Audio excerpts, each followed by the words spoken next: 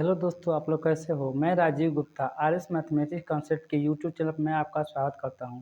आज का लेक्चर हमारा विज्ञान से संबंधित है।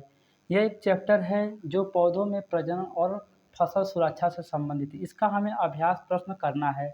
तो इसमें क्या कहा जा रहा है कि सही उत्तर वाले गोले को ओएमआर शीट में काला रंगिए। इसमें पहला क्वेश्चन कहा जा रहा है कि यदि नए पौधों में जड़, तना या पत्ती से उत्पन्न होते हैं, ऐसे जनन को क्या कहते हैं?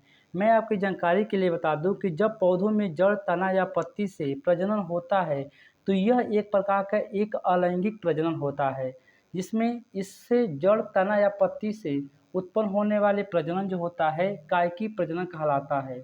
दूसरा क्वेश्चन यह क्या है कि शकरकंद उत्पन्न होता है। शकरकंद हमारा जड़ों से उत्पन्न होता है, तनों से उत्पन्न होता है, पत्तियों से या फूलों से। तो शकरकंद, शलजम, मूली, गाजर ये ऐसे जो होता है फसल होते हैं या पौधे होते हैं जो जड़ों से उत्पन्न होते हैं। तनों से उत्पन्न होने वाले तीन तरह के होते हैं, एक कलम बना करके, दूसरा हमारा भूमिगत तनों से उत्पन्न होते हैं पौधे, और तीसरा हमारा जो होता है बल्बनुमा तनों से उत्पन्न होते हैं। मैं आपकी जानकारी के लिए बता दूं कि तनों से उत्पन्न होने वाले कलम से जैसे गन्ना हो गया और गुलाब हो गया, पत्तियों से उत्पन्न होने वाले जो पौधे होते हैं वो अजूबा हो गया, बिगोनिया हो गया। अब फूलों से कोई उत्पन्न होने वाले पौधे नहीं होते हैं, यह फूलों के भाग से आगे हम लोग चर्चा करेंगे। तो ये कहा शकरकंद, शलजम, मूली, गाजर ऐसे पौधे होते हैं जो जड़ों से अपना प्रजनन करते हैं, तो सही विकल्प ये हो जाएगा। पत्तियों से उगने वाले पौधे होते हैं। पत्तियों से उगने वाले पौधे कौन सा होते हैं? प्याज होता है। प्याज जो होता है ये बल्बनुमा तना से उत्पन्न होने वाले पौधे होते हैं, जैसे प्याज हो गया, लिली हो गया, गुलदाउदी हो गया। टमाटर हमारा एक प्रकार का फल होता है जो बीजों के माध्यम से हमारा प्रजनन करता है। गुलाब जो होता है एक प्रकार का ऐसा पौधा होता है जो तने के कलम से उत्पन्न की जाती है, यानी कि ये प्रजनन करता है। अजूबा और बिगोनिया जो ऐसा पौधा होता है जो पत्तियों से उगने वाले पौधे होते हैं। तो सही आंसर हमारा डी हो जाएगा। इसमें दूसरा का हमारा कौन सा हो जाएगा? ए हो जाएगा यहाँ पे। तीसरा का हमारा कौन सा हो जाएगा? डी हो जाएगा, ये वाला। उसके बाद से क्या कहा जा रहा है कि सूक्ष्म जीवों से फसल की रक्षा करते हैं। कवकनाशक से, डीडीटी से, क्या है, गैमेक्सिन से, ये सभी से। मैं आपकी जानकारी के लिए बता दूं कि जब फसल हमारा तैयार होता है तो फसल को नुकसान करने वाले जीवाणु, विषाणु, कवक, फफूंदी ये सब क्या होता है फसल को नुकसान करने वाले कारक होते हैं। इन जो होता है कारकों से बचने के लिए हम अपने खेतों में क्या है उसमें डीडीटी, गैमेक्सिन, उसके बाद फिनाल का छिड़काव करते हैं। तो इसका मतलब क्या है, सूक्ष्म जीवों से फसल की रक्षा करने के लिए हमें कवकनाशक से भी, डीडीटी से भी और क्या है गैमेक्सिन से भी, तीनों से हम रक्षा करते हैं। इसका मतलब ये वाला हमारा आंसर सही हो जाएगा, ऑप्शन हमारा डी हो जाएगा। इसके बाद से क्या कहा जा रहा है कि भूमिगत तनों से उत्पन्न होने वाले पौधे। भूमिगत तनों से उत्पन्न होने वाले पौधे तीन तरह के होते हैं। एक जो होता है ऐसे पौधे होते हैं जो काट करके कलम बनाकर उसके भूमि में रोपाई की जाती है, जैसे गुलाब हो गया, गन्ना हो गया। तो ये ऐसे पौधे होते हैं जो तने के कलम से उत्पन्न करने वाले यानी कि प्रजनन करने वाले पौधे होते हैं। दूसरा हमारे जाते भूमिगत तनों से उत्पन्न होने वाले पौधे होते हैं, जैसे आलू, अदरक हो गया, लहसुन हो गया, हल्दी हो गया। ये ऐसे पौधे होते हैं जो भूमि के अंदर तनों के माध्यम से अपना प्रजनन करते हैं। तीसरा हमारा जो होता है बल्बनुमा, जो होता है तनों से उत्पन्न होने वाले कुछ पौधे होते हैं जो अपना प्रजनन करते हैं, जैसे प्याज हो गया, लिली हो गया इत्यादि। तो भूमिगत तनों से उत्पन्न होने वाले पौधे जो होते हैं, गुलाब, गुलाब हमारा जो होता है भूमिगत तनों से नहीं, ये तनों से उत्पन्न होता है लेकिन तने की कलम से बनाकर की जाती है। आलू जो होता है हमारा यह भूमिगत तनों से उत्पन्न होता है। आलू हो गया, अदरक हो गया, लहसुन हो गया, हल्दी हो गया। शकरकंद हमारा बीजों के माध्यम से अपना प्रजनन करता है, यानी कि नए पौधों का जनरेशन करता है। अजूबा हमारा पत्तियों से। तो क्या कहा जा रहा है, भूमिगत तनों से उत्पन्न होने वाले पौधे क्या होगा हमारा? आलू हो जाएगा। तो सही आंसर हमारा बी हो जाएगा। तो ये ओएमआर शीट में हम लोग भर सकते हैं। मैं कुछ समय के लिए वीडियो रोकता हूँ ताकि और मैं क्वेश्चन लिख सकूँ।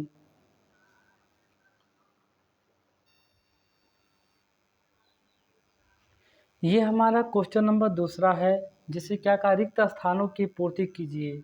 ये डिजिटल बोर्ड नहीं है, इसीलिए मैं वीडियो रोक करके इस प्रश्न को मैं लिखा हूँ ताकि उसमें वीडियो बहुत ज़्यादा लंबा ना हो और कोई विशेष इसका उद्देश्य नहीं है। क्या कहा जा रहा है क्वेश्चन नंबर ख में, रिक्त स्थानों की पूर्ति कीजिए। कवक, प्रजनन, स्ट्रॉबेरी, बीजपत्र, आलू, अदरक, ये सब क्या होता है? मैं आपकी जानकारी के लिए बता दूं, कवक जो होता है एक प्रकार का हमारा फसल जो होता है नुकसान करने वाले कारक होते हैं। ठीक है। प्रजनन क्या होता है? सभी जीव अपने वंश को निरंतरता या सतत बनाए रखने के लिए अपने जैसे जीव उत्पन्न करने की जो उनके अंदर क्षमता होती है उसे प्रजनन कहा जाता है। स्ट्रॉबेरी एक प्रकार का फल होता है और ये बीज पत्र हमारा बीज का भाग होता है। बीज का 3 भाग होता है, बीज चोल, बीज पत्र और क्या होता है शिशु पौधे। बीज पत्र जो होता है बीज का एक ऐसा भाग होता है जो नए पौधों के लिए अपने अंदर भोजन को एकत्रित करता है। फिर आलू और अदरक है। आलू और अदरक ऐसे जो होते हैं पौधे होते हैं जो अपना जनरेशन यानी कि जो प्रजनन करने की प्रक्रिया होती है यह जो होता है भूमिगत तनों के माध्यम से करता है। ठीक है। आलू और अदरक के अतिरिक्त लहसुन और हमारा क्या होता है हल्दी, ये भी क्या होता है भूमिगत तने से उत्पन्न होने वाले हमारा पौधा होता है। अब उन्हीं में से क्या है इसमें रिक्त स्थानों की पूर्ति करना है।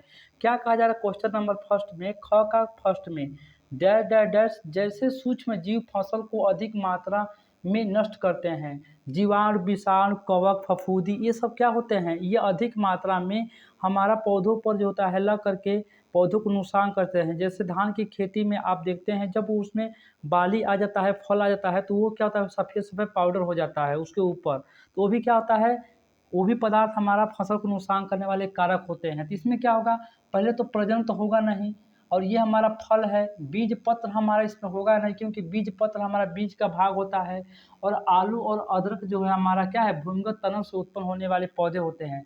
तो बचा कौन सा हमारा कवक, तो क्या होगा पहले में हमारा इसमें हमारा कवक को भरा जाएगा। ठीक है। अब क्या कहा, आलू अपनी जाति को के द्वारा जीवित रखता है। मैं आपकी जानकारी के लिए बता दूं कि जितना भी इस संसार में सजीव हैं, सजीव में 2 तरह का होता है, एक वनस्पति सजीव, उसके बाद से क्या है जंतु सजीव। यहाँ पर हम लोग वनस्पति सजीव के बारे में पढ़ रहे हैं। तो क्या है कि जितना भी सजीव है अपने वंश को या अपनी वंशज को निरंतरता बनाए रखने के लिए यानी कि उसको कंटिन्यू रखने के लिए अपने जैसे जीव को उत्पन्न करते हैं।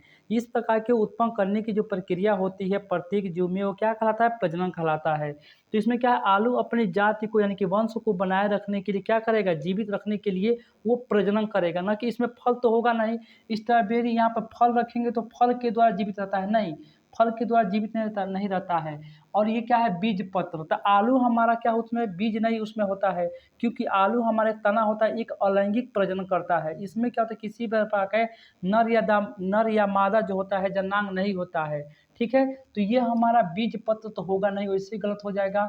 और आलू और अदरक यहाँ पे आलू दे ही रखा है तो ये होगा नहीं। तो बचा कौन सा हमारा प्रजनन, तो क्या हो जाएगा इसका आंसर प्रजनन हो जाएगा। प्रजनन के लिए क्या होता है, प्रजनन के द्वारा जीवित रखता है। जब बीज को खोला जाता है तो इसमें हम क्या देखते हैं, क्या कवक देखते हैं। जब बीज को आप जो होता है जैसे भिगोया हुआ चना को खाते हो और उसको क्या खोलते हो तो उसका ऊपरी वाला भाग क्या होता है बीज चोल कहलाता है। ठीक है। उसके बाद से जो पार्ट होता है हमारा बीज पत्र कहलाता है और उसको बाद से बोने के बाद से अंकुरित बीज को बोने के बाद से जो छोटा सा पौधा निकलता है जमीन में से उसी को शिशु पौधा कहा जाता है। तो जब बीज को खोला जाता है तो इसमें क्या दिखाई देता है, क्या कवक दिखाई देता है, नहीं, ये भी गलत हो जाएगा। प्रजनन नहीं दिखाई देगा। क्या बीज को खोलने से आलू अदरक दिखाई देगा, नहीं, ये बीज पत्र दिखाई देगा। क्या दिखाई देगा, जब बीज को खोला जाता है तो उसमें बीज पत्र दिखाई देता है और बीज पत्र क्या होता है नए पौधों के लिए अपने पास भोजन को एकत्रित रखता है। इसकी सबसे बड़ी प्रॉपर्टी यही आता है कि बीजों में कौन सा ऐसा भाग होता है जो नए पौधों के लिए भोजन एकत्रित रखता है। तो उसमें कई ऑप्शन दे देगा, बीज पत्र दे देगा, शिशु पौधा दे देगा, बीज चोल दे देगा और एक कुछ और नाम दे देगा। तो इसमें कौन सा होगा, बीज पत्र हो जाएगा। तो क्वेश्चन नंबर 3 का इसका आंसर सही हो जाएगा, बीज पत्र हो जाएगा। क्या हो जाएगा, बीज पत्र दिखाई देता है। अब क्या कहा डैश, चौथे में डैश में बाहरी आवरण रसीला होता है। क्या कवक का होता है, नहीं, कवक का भाग रसीला होता है, ये तो खुद ही क्या नुकसानदायक हमारा क्या होता है जीव होता है। अच्छा, प्रजनन हमारा रसीला होता है, ये भी खत्म हो गया। बीज पत्र में ऑलरेडी हो चुका है, आलू और अदरक ये सब होगा नहीं। स्ट्रॉबेरी एक फल होता है, वही भाग हमारा क्या होता है रसीला दिखाई देता है। तो क्या होगा, बेरी, स्ट्रॉबेरी आप लोग टीवी में भी देखे हैं, खाए भी होंगे। स्ट्रॉबेरी में बाहरी आवरण क्या होता है? रसीला होता है। अब क्या कहा जा रहा है? अभी मैं बताया हूँ कि ये वाला पार्ट को ध्यान रखना है। तनों से उत्पन्न होने वाले पौधे 3 तरह के होते हैं। क्या होता है? तने को काट कर कलम बना कर के, दूसरा हमारा भूमिगत तनों से, और तीसरा जो होता है बल्बनुमा तने से होने वाले, उत्पन्न होने वाले पौधे। ठीक है? तो कलम में क्या-क्या आ जाएगा? मान के चलिए गुड़हल आ गया, उसके बाद से गुलाब आ गया, गन्ना हो गया। ये जो होता है इसे कलम को काट करके तब दबाया जाता है भूमि के अंदर, तब जाके नया पौधा उसमें से निकलता है, ना कि बीजों के द्वारा, फूलों के द्वारा। और ये सब क्या भूमिगत तनों से उत्पन्न होने पौधे क्या होते हैं? अलैंगिक प्रजनन करते हैं। ठीक है? दूसरा भूमिगत तना में क्या होता है? भूमि के अंदर होता है उसकी तना, जैसे आलू, अदरक, लहसुन, हल्दी, ये सब चीज़ें। एक बल्बनुमा क्या होता है? तो बल्बनुमा में हमारा लिली हो गया, प्याज हो गया, उसके बाद गुलदाउदी हो गया, ये सब क्या होता है? बल्बनुमा तना से उत्पन्न होने वाले पौधे होते हैं, यानी कि बल्बनुमा तना से अपना प्रजनन करते हैं। तो सही आंसर क्या हो जाएगा इसका? आलू और अदरक। क्या हो जाएगा जी? आलू, आलू तथा अदरक हो जाएगा। ठीक है? अदरक। ध्यान रखने योग्य बात है ये भूमिगत तने वाला। ठीक है? तो फिर मैं वीडियो को थोड़ा रोकता हूँ ताकि समय कम लगे वीडियो बनाने में, ताकि मैं प्रश्न लिख सकूँ।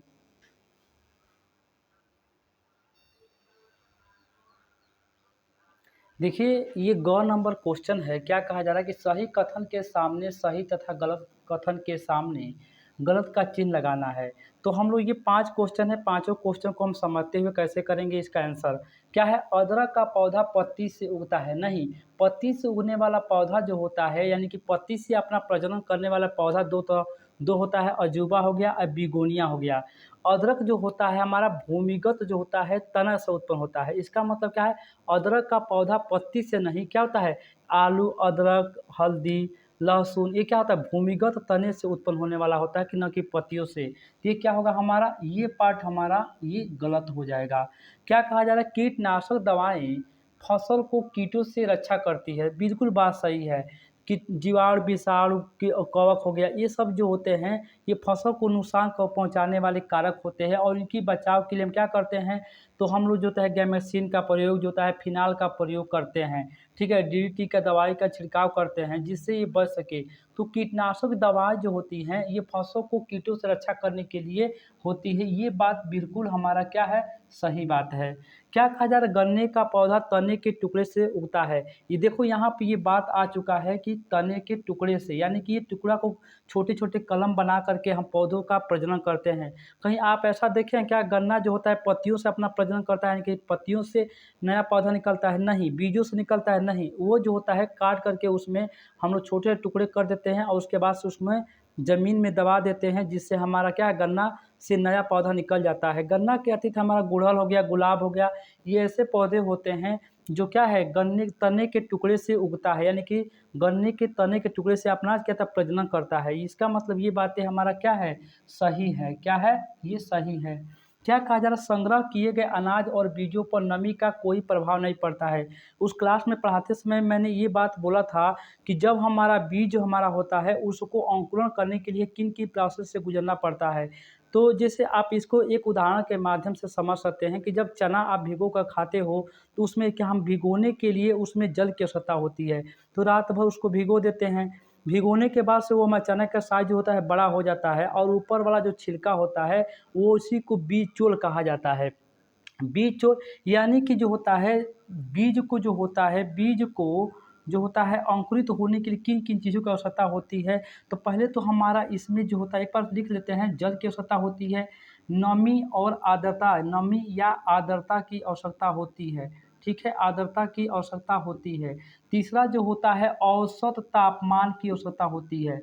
औसत तापमान की आवश्यकता होती है। तापमान की आवश्यकता होती है, और चौथा हमारा वायु की आवश्यकता होती है। यहाँ पर प्रकाश संश्लेषण की अभिक्रिया के लिए हमारा जो होता है, ये आवश्यक नहीं है। प्रकाश संश्लेषण की यहाँ पे आवश्यकता नहीं है, क्योंकि इसमें हरा पत्ती नहीं रहता है। अब इसी क्या होता है, एक जो होता है बीज को अंकुरित होने के लिए ये 1 2 3 4 बातें होना अति आवश्यक है। अब इसको एक बार समझ लेते हैं। जब हमारा बीज होता है उसमें छोटा सा छिद्र होता है, जिस छिद्र का बड़ा भाग होता है उतना ही पानी को अपने अंदर वो क्या अवशोषित करता है, और वो अवशोषित करके उसमें क्या होता है फूल जाता है और इनकी बड़ा हो जाता है। जिसलिए क्या होता है बीज के हमें क्या होता है जल की आवश्यकता होती है। नमी और आर्द्रता क्यों हमें ज़रूरी होता है? क्योंकि जब हम उसको भिगो को सुबह रहते हैं तो आप भीगे कपड़े में उसको क्या करते हैं, उसको इकट्ठा करके उसको बांध देते हैं। यदि अधिक से अधिक उसको नमी रखा जाए तो वो अंदर ही अंदर सड़ जाएगा, या उसको नमी को हटा दिया जाए तभी वो दिक्कत होगा, ख़राब हो जाएगा। ठीक है? तो ये नमी और आर्द्रता होना ज़रूरी है ताकि उस पर अधिक से अधिक तापमान का प्रभाव न पड़े। औसत तापमान का मतलब क्या होता है कि न तो ज़्यादा अधिक ताप ऊष्मा होनी चाहिए, न तो ज़्यादा कम होनी चाहिए। यानी कि जब ज़्यादा ऊष्मा होगा तो हमारा जो होता है बीज जो होगा वो क्या होता है वो सूख जाएगा, और सूख जाएगा तो वो उसको मृत्यु हो जाएगा, और कम तापमान रहेगा तो भी दिक्कत हो जाएगा। तो इसका मतलब ये भी हमें आवश्यक हो जाता है। वायु क्यों आवश्यक है? क्योंकि जो हमारा बीज होता है, जो छोटा सा छिद्र होता है, उसी के माध्यम से वो ऑक्सीजन लेता है, छोड़ता है। ठीक है? आप इस चीज़ को ऐसे भी समझ सकते हो कि गेहूँ के समय में जब ड्राम में गेहूँ रखा जाता है तो अंदर हाथ डालोगे तो हीटिंग पैदा होता है। इसका मतलब औसत तापमान भी उसमें आवश्यक हो जाता है। तो हमने क्या क्या क्या कहा गया कि संग्रह किए गए अनाज और बीजों पर नमी का कोई प्रभाव नहीं होता है। नहीं, नमी का प्रभाव पड़ता है। ज़्यादा नमी रहेगा तो सड़ भी सकता है, खराब हो सकता है, मतलब औसत नमी चाहिए। ठीक है? नमी का मतलब उसमें छिड़काव होता है ना, कि पूरा जल में इसको भिगो कर रखा है, जल में भिगो कर रखा जाता है, उसको निकाल लिया जाता है। नमी का मतलब जो होता है छिड़काव नहीं, उसमें क्या होता है औसत, मतलब क्या है, भिगो कर रखा जाए हल्का-फुल्का औसत के रूप में। तो ये जो होता है संग्रह किए गए अनाज और बीजों पर नमी का प्रभाव नहीं होता है, ये बात बिल्कुल क्या है, गलत है। नमी का प्रभाव पड़ता है, सड़ भी सकता है ज़्यादा नमी के अंदर रखा जाएगा तो। नए पौधों के लिए भोजन बीज पत्र में जमा होता है, बिल्कुल बात सही है। जब आपको बीज पढ़ाते समय मैंने ये बात बोला था कि बीज का 3 भाग होता है। पहला बीज चोल होता है, दूसरा हमारा बीज पत्र होता है, तीसरा हमारा शिशु पौधा होता है।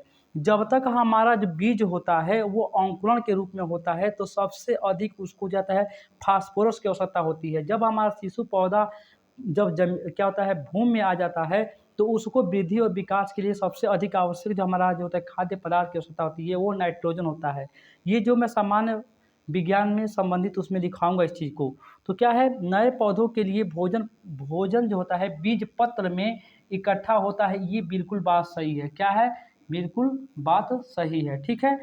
तो मैं इसको इरेज कर रहा हूँ, इसकी आवश्यकता हमें नहीं है। तो ये इसका आंसर है, क्या है, क्वेश्चन नंबर ग का। अब मैं घ नंबर लिखने जा रहा हूँ, थोड़ा के समय के लिए मैं वीडियो रोकूंगा फिर दोबारा।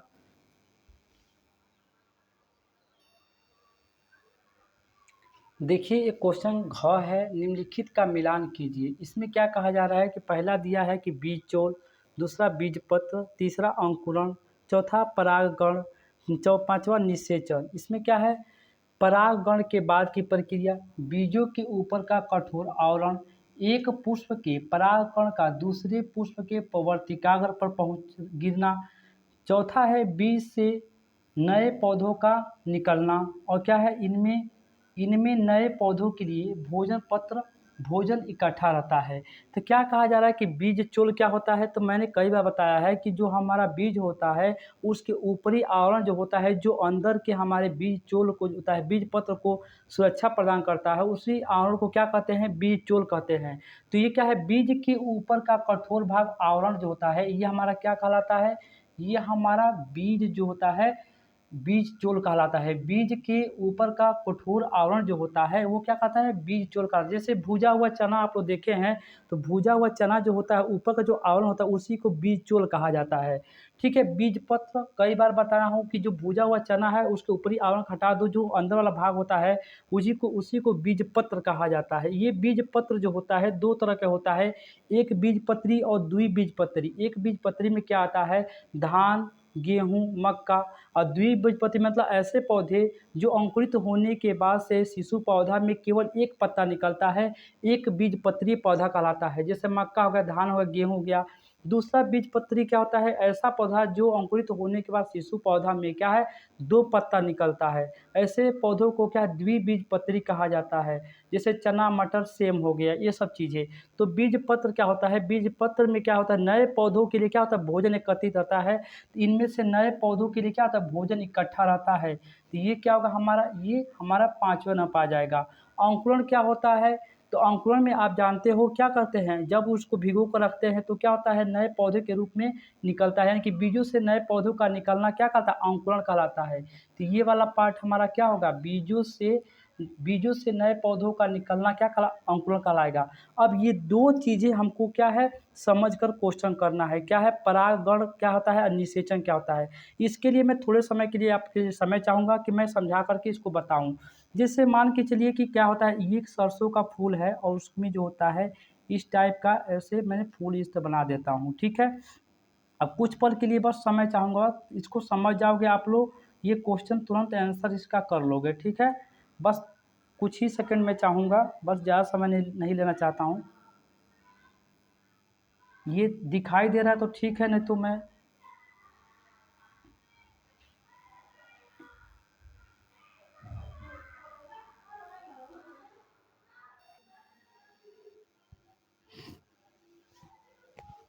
थोड़े समय के लिए वीडियो रोका हूँ, क्योंकि मेरे भतीजी को थोड़ा चोट लग गया था अंगूठे पर, उसको लकड़ी अंदर चला गया था, इसीलिए मैं निकालने चला गया था।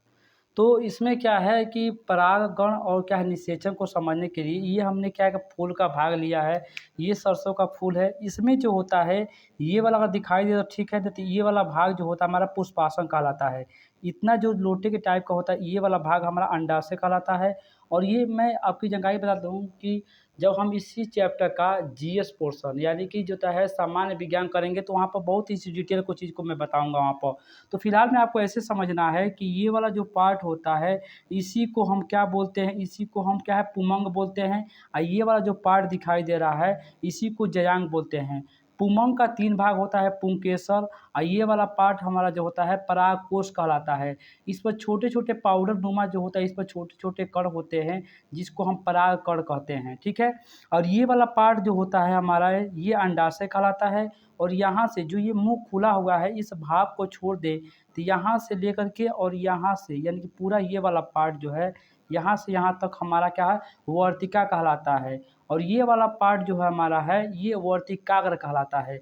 तो परागकण की परिभाषा ये कहता है कि जब किसी पुष्प के जो होता है पराग कण पर उपस्थित जो होता है पराग कोश पर उपस्थित पराग कण जो होता है किसी माध्यम से यदि वर्तिकाग्र पर आ जाए तो यानी कि किसी माध्यम से हवा, कीट पतंगों, मधुमक्खी या भंवरों के द्वारा या मनुष्य के द्वारा पराग कण का वर्तिकाग्र पर पहुंचने की जो प्रक्रिया है उसी प्रक्रिया को पराग कण कहा जाता है, ठीक है। जैसे मान के चलो कि यहाँ पे कोई तितली है और बैठी अपने पैरों के माध्यम से ये जो छोटे छोटे कण दिखाई देते हैं उसी को परागकण कहते हैं। और जो ये बड़ा वाला पार्ट है जिस पर वो कण बैठे रहते हैं उसी को परागकोश कहा जाता है। ये वाला पार्ट हमारा क्या कहलाएगा, ये वाला जो पार्ट दिखाई दे रहा है यहाँ से यहाँ तक हमारा पुंकेसर कहलाता है। ये हमारा नर भाग होता है, ये हमारा मादा भाग होता है। ये वाला पार्ट हमारा अंडाशय, ये वर्तिकाग्र, ये वर्तिका और ये वर्तिकाग्र होता है। तो किसी कीट पतंगों के माध्यम से या भंवरों के माध्यम से या मधुमक्खी मनुष्य के किसी भी माध्यम से परागकोश पर उपस्थित परागकण यदि वर्तिकाग्र पर पहुंच जाता है तो इस प्रकार की प्रक्रिया को हम क्या कहते हैं, परागण कहते हैं। परागण दो तरह के होता है, एक जो होता है स्वपरागण परागण और क्या है दूसरा हमारा पर परागण होता है। स्वपरागण में क्या होता है, जब एक ही पुष्प के फूल का जो होता है उसी फूल के वर्तिकाग्र पर जो होता है स्थानांतरित होता है तो उसको स्वपरागण कहा जाता है। और जब एक ही फूल के दूसरे किसी पौधे के फूल पर जो होता है किसी तितली या मधुमक्खी के माध्यम से या मनुष्य के माध्यम से जो होता है स्थानांतरित हो जाता है परागकण तो जो होता है पर परागण कहलाता है। जैसे मान के चलो एक उदाहरण से इसको समझ सकते हो आप लोग, कैसे कि मैं ये बताऊं कि जैसे आप जो होता है जब रबी की फसल बोई जाती है तो उस समय गेहूं के साथ भी होता है सरसों भी बोया जाता है। जब सरसों का फूल अपना खिल जाता है तो आप बहुत मनमोहक लगता है और आप उसको देखने के लिए अपना हाथ उस पर फेरते हैं। फेरने के बाद से जो ये जो होता है कण जो होता है आपके हाथ से टच होकर या दूसरे फूल के ऊपर चला गया वर्तिकाग्र पर, तो ये जो होता है इस प्रकार के कण का दूसरे फूलों के वर्तिकाग्र पहुंचने की प्रक्रिया जो होती है ये पर परागण कहलाता है। और उसी फूल के उसी वर्तिकाग्र पहुंचता है तो उसे स्वपरागण कहा जाता है। जैसे मान के चलिए कि इसको एक उदाहरण से और समझ सकते हैं, जैसे गोभी पहले गोभी सफ़ेद आता था, अब लाल, हरा और सफ़ेद आता है। इसका मतलब क्या है, ये नए जनरेशन को उत्पन्न करता है। तो कई बार प्रश्न पूछता है यहाँ से कि निम्नलिखित में से कौन सा परागण जो होता है सबसे मतलब उपयुक्त होता है या अतिरिक्त है, यानी कि पर परागण जो होता है हमेशा उपयुक्त माना जाता है, क्योंकि उसमें नया जनरेशन को उत्पन्न करने की क्षमता होती है। ठीक है, तो इसका मतलब पर परागण क्या है, परागण क्या होता है, इसको देखो अब कितना पार्ट बचा है, एक ये बचा है, एक दूसरा बचा हुआ है। तो एक पुष्प के पराग कण का दूसरे पुष्प के वर्तिकाल पर पहुंचना क्या है, ये हमारा क्या कहलाता है, परागगण कहलाता है। तो चौथे का हमारा मिलान जो होता है तीसरे पे हो जाएगा। और यहाँ पर इसके निषेचन क्या होता है, अब यहाँ पे समझो, वर्तिकाल पर नमी और चिपचिपा होने के कारण सबसे अधिक यहाँ पे क्या होगा, पराग कण आ जाता है और यहाँ पे चिपक जाता है। और यहाँ पे अंडाशय में 3 अंडे होते हैं जिसको बीजांड कहा जाता है। तो मैं आपकी जानकारी के लिए बता दूं कि ये वर्तिकाग्र में केवल और केवल 2 परागकण का नीचे उतरने का रास्ता होता है, बाकी यहीं पर सूख जाता है या इसी तरह से या नष्ट हो जाता है। तो किसी पुष्प के जो होता है पराग जो होता है, परागकण का अंडाशय तक पहुँचने की प्रक्रिया, यानी कि पहुँचने की जो प्रक्रिया होती है कि उसी को निषेचन कहा जाता है। यानी कि यहाँ से 2 हमारा कण हो गया और ये दोनों कण हमारा ये नीचे की तरफ क्या होता है, नीचे आ रहा है। ठीक है, और यहाँ पे आ करके यहाँ से इसको साथ मिल जाता है। ठीक है, और ये जो कण होता है इसके साथ आ करके मिल जाता है। ठीक है, तो यानी कि वर्तिकाग्र में उपस्थित परागकण का अंडाशय में उपस्थित बीजांड से मिलने की जो प्रक्रिया होती है उसी को निषेचन कहा जाता है। इसका जो होता है 3 भागों में 4 भागों में काम हो जाएगा। इसको समझ लो पहले क्या होता है। एक जो होता है युग्मक होता है, क्या होता है, युग्मक। ठीक है, एक जो होता है युग्मन, एक जो होता है युग्म नज होता है। ठीक है, एक जो होता है भ्रूण होता है। ये चारों में बहुत डिफरेंस होता है, इसको समझना अति आवश्यक है। थोड़ा सा लंबा वीडियो होगा लेकिन समझदारी वाला मैं बात बता रहा हूँ। तो निषेचन क्या होता है, तो वर्तिकाग्र में उपस्थित परागकण का अंडाशय में उपस्थित जो होता है बीजांड से मिलने की जो प्रक्रिया होती है उसी को निषेचन कहा जाता है। अब यहाँ पे 4 शब्द मैं लिखा हूँ, उसको मतलब क्या होता है। युग्मक क्या होता है कि नर और मादा के अलग अलग जो होता है जननांग जो होता है युग्मक कहलाता है। यानी कि जो होता है नर युग्मक में क्या होता है, परागकण होता है, और उसके बाद से मादा जो होता है युग्मक में जो होता है बीजांड होता है। जब ये दोनों आपस में मिल जाते हैं तो उसको निषेचन कहा जाता है। ठीक है, परागकण का और बीजांड का मिलने की जो प्रक्रिया होती है, जब आपस में चिपक जाते हैं उसको हम कहते हैं युग्मन कहते हैं। ठीक है, और जब वो छोटा सा रहता है, थोड़ा सा विकास हो जाता है, तो उसी को युग्मनज कहते हैं। युग्मनज का विकसित रूप भ्रूण कहलाता है। यही भ्रूण जो हमारा है आगे चलकर बीजांड के रूप में बीज बनता है और अंडाशय हमारा फल बन जाता है।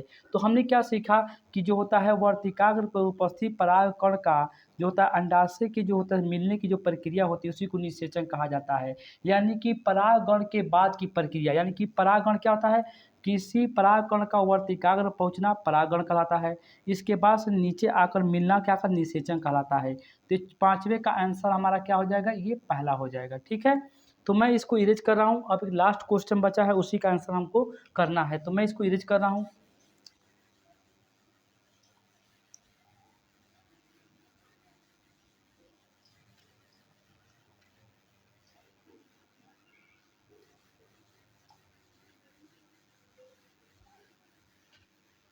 अब परिभाषा जो है बस अब क्या है, केवल क्वेश्चन का आंसर लिखना है। इसमें क्या कहा जा रहा है कि 5वां क्वेश्चन मैं थोड़ा वीडियो के लिए रोक देता हूँ।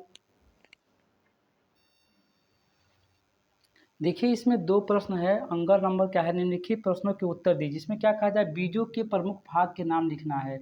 तो बीजों के 3 भाग होते हैं, बीज चोल, उसके बाद से बीज पत्र और क्या है शिशु पौधा।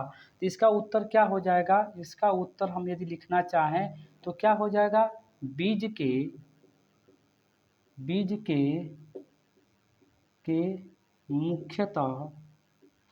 मुख्यतः 3 भाग होते हैं, 3 भाग होते होते हैं।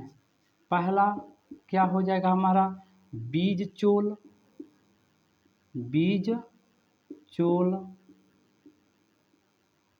दूसरा हमारा क्या हो जाएगा, बीज पत्र, जिसमें नए पौधे के लिए भोजन एकत्रित रहता है, बीज पत्र। और तीसरा हमारा शिशु पौधा, शिशु शिशु पौधा।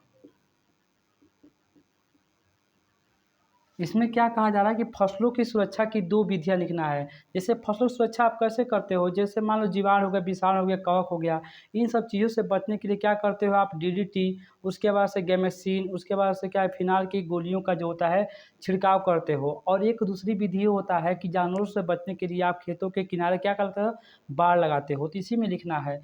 तो उत्तर में क्या हो जाएगा, इसका उत्तर यदि हम लिखना चाहें तो क्या लिखेंगे, फसलों की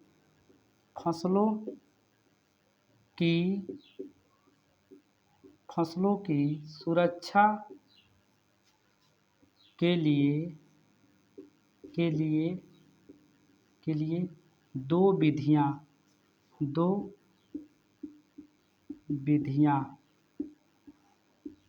पहला क्या हो जाएगा, इसमें क्या होगा, इसको लिख लो, जीवाणु, ऐसे लिखो, सूक्ष्म सूक्ष्म जीव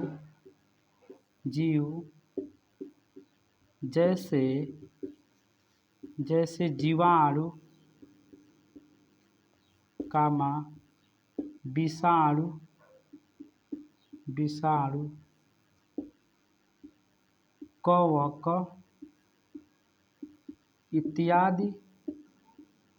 कवक इत्यादि फसल को प्रभावित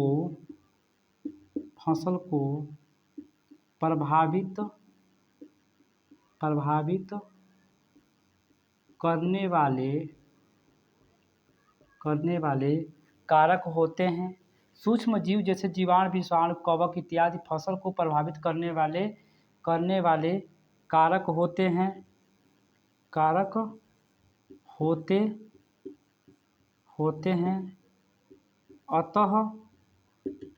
अतः हम डीडीटी, गैमेक्सिन,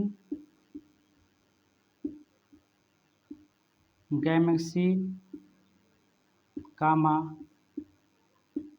फिनाल पदार्थों का छिड़काव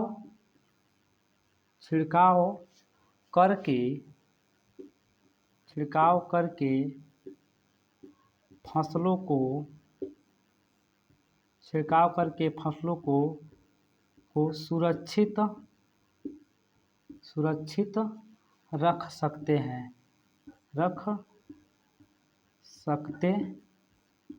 हैं। दूसरा हमारा क्या हो जाएगा, नीलगाय, गाय,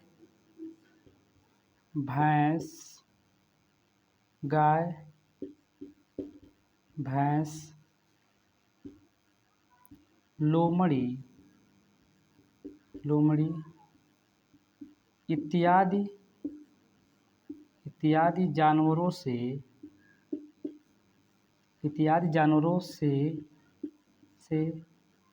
फसल की सुरक्षा के लिए क्या कहा जा रहा है, नीलगाय, गाय, भैंस, लोमड़ी इत्यादि जानवरों से फसल की सुरक्षा के लिए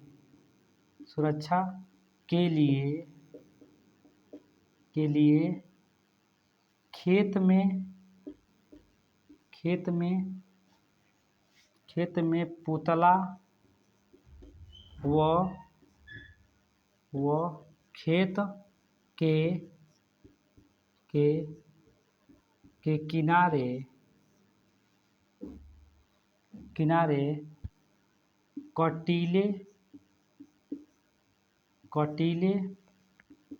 कटीले तार का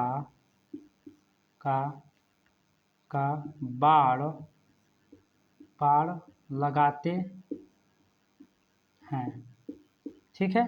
इसमें यही बात कहा जा रहा है कि फसलों की क्या कहा जाए, फसलों की सुरक्षा की 2 विधि लिखना है। तो फसलों की सुरक्षा के लिए 2 विधियाँ क्या है, सूक्ष्म जीव जैसे जीवाणु, विषाणु, कवक इत्यादि फसल को प्रभावित करने वाले कारक होते हैं। अतः हम डीडीटी, गैमेक्सिन, फिनाल पदार्थों का छिड़काव करके क्या है, फसलों को सुरक्षित रख सकते हैं। दूसरा हमारा क्या है, नीलगाय, गाय हो गया, भैंस हो गया, अन्य लोमड़ी, लोमड़ी क्या गन्ने को खा जाते हैं सब। नीलगाय जो होती है पत्तियों को खा जाती हैं। तब इन जानवरों से बचने के लिए क्या करते हैं कि फसल की सुरक्षा के लिए हम क्या है, खेत में पुतला बना लेते हैं या खेत के किनारे हम क्या है, कटेले तार का बाड़ लगा लेते हैं। तो ये हमारा 2 क्वेश्चन हो गया। इसके बाद से मैं और क्वेश्चन देखो क्या क्या कहा जा रहा है, मैं इसको रीड कर दे रहा हूँ। तीसरा क्वेश्चन में मैं थोड़ा प्रश्न लिख लूँ, इसके लिए मैं वीडियो थोड़ा रुकूंगा ताकि वीडियो लंबा ना हो।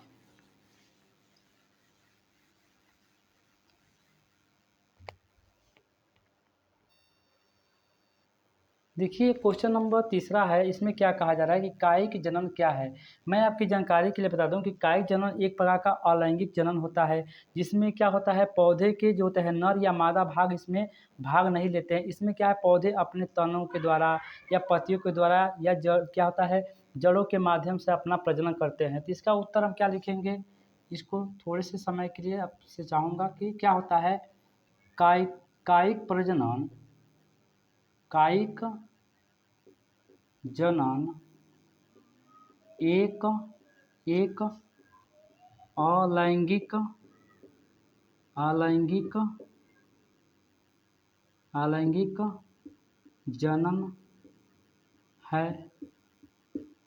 जब कोई पौधा जब कोई कोई पौधा पौधा अपने अपने तने कामा पत्तियों पत्तियों या या या जड़ों के माध्यम से जड़ों के माध्यम से नए पौधे को नए पौधे माध्यम से नए पौधे को को जन्म देते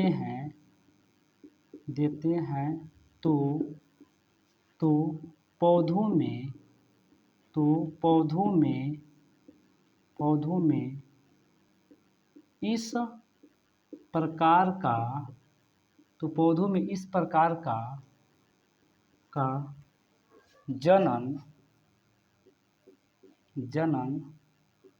कायिक जनन कहलाता है। कायिक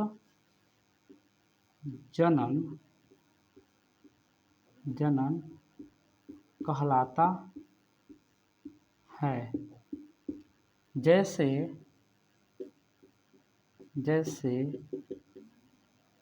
जैसे आलू भूमिगत तने तने से नए पौधों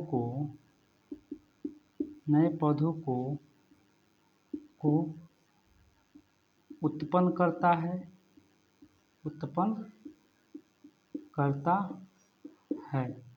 ठीक है, इसका आंसर क्या कहा जा रहा है कि कायिक जो होता है जनन क्या कहलाता है। तो जनन जो होता है 2 तरह का होता है, एक अलैंगिक, एक जो होता है लैंगिक होता है। तो लैंगिक में क्या होता है, कायिक जनन ऐसे होता है कि एक प्रकार का अलैंगिक जनन होता है। इसका मतलब इसमें किसी प्रकार का जो होता है नर या मादा जनांग का उसमें पार्टिसिपेट नहीं होता है। तो क्या कायिक जनन एक अलैंगिक जनन है। जब कोई पौधा अपने तने, पत्तियों या जड़ों के माध्यम से नए पौधों को जन्म देता है तो ऐसे जन्म देता है तो पौधों में इस प्रकार के लिखा तो इस प्रकार के पौधों में ऐसे में लिख दिया, पौधों में इस सही है, पौधों में इस प्रकार का जनन कायिक जनन कहलाता है। जैसे आलू क्या होता है, भूमिगत तने से उत्पन्न होने वाला नया पौधा होता है। ठीक है, ये चौथा हो गया। मैं इसको इरेज कर रहा हूँ 5वें क्वेश्चन के लिए। चौथे क्वेश्चन के लिए इसमें क्या कहा जा रहा है कि पौधों को कीट और रोग रोगों से कैसे बचाया जा सकता है? तो इसका उत्तर क्या हो जाएगा? इसमें कई बार इसको लिखवा चुका हूँ। क्या है? कीटों और पतंगों से रक्षा के लिए कीटों से क्या होता है? गामा किरणों का प्रयोग की जाती है। और भी होता है तो पौधों की बात हो रहा है, बीज में नहीं होता है। जैसे बीज रहता है तो कीटों बीजों क्या है? बीजों को जो होता है कीटों से रक्षा के लिए हम गामा किरणों का प्रयोग करते हैं। तो आगे मैं बताऊँगा, फिलहाल मुझे पौधों के बारे में जानना है। तो क्या पौधों को कीट और रोगों से कैसे बचाया जा सकता है? तो क्या है इसका उत्तर हो जाएगा पौधों पौधों को कीट और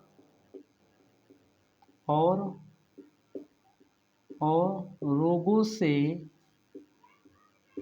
से बचाने के लिए बचाने के लिए के लिए के लिए बचाने के लिए रोगाणु रोगाणु रोगाणु रोगाणु नाशक व रोगाणुनाशक व कीटनाशक पदार्थों पौधों को कीट और रोगों से बचने के लिए रोगाणुनाशक व कीटनाशक पदार्थों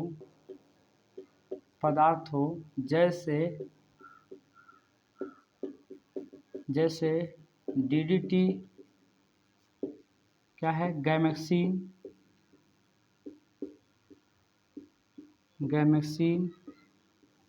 तथा फिनाल का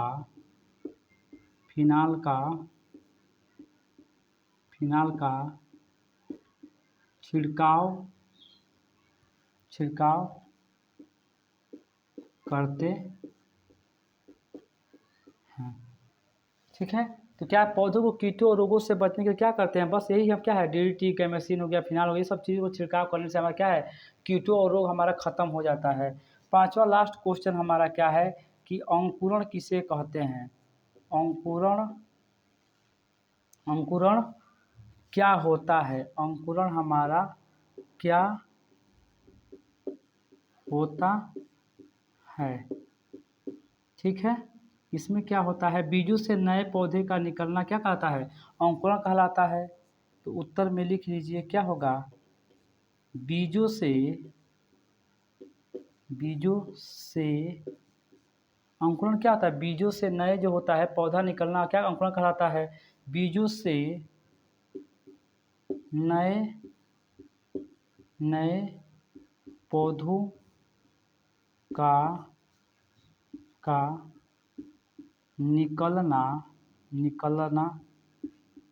निकलना अंकुरण कहलाता है।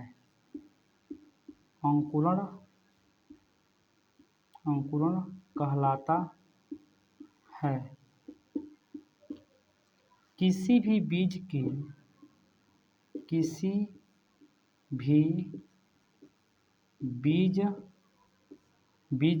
अंकुरण के लिए किसी भी बीज के अंकुरण के लिए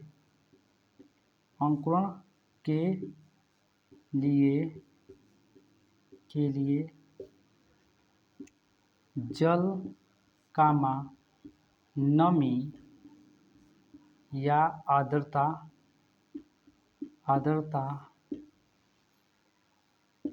औसत तापमान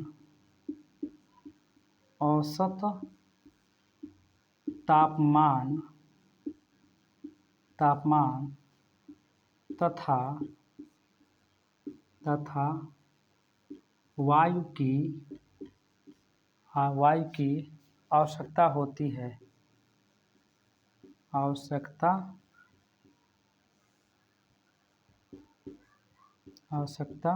होती है।